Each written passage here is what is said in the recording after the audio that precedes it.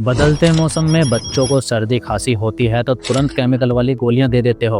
तीन चीजें हैं जो एक ऐसी गोली बनाती हैं जो सर्दी खांसी गले की खराश तीनों को ठीक कर देती है। 100 ग्राम अदरक, 10 ग्राम काली मिर्च, 10 पान के पत्तों को आगे पीछे से काट लो और सब मिक्सचर में अच्छे से पीस लो। कपड़े से निचोड़कर रस निकालो, लोहे की कढ़ाई में डालो और धीमी आंच पर चलाते रहो। थोड़ी देर बाद 100 ग्राम गुड़ डाल दो और चलाते रहो जब तक गाढ़ा पेस्ट न बन जाए। ठंडा होने से पहले छोटी छोटी गोलियां बना लो। सर्दी खांसी जुकाम या गले में खराश हो तो 1-2 गोली मुंह में रखकर चूसो। और सबसे बड़ी बात, कोई केमिकल नहीं है इसमें। घर पर खुद बना रहे हो तो बच्चों को भी बिना किसी टेंशन के दे सकते हो। सेव कर लो आज ये रेसिपी।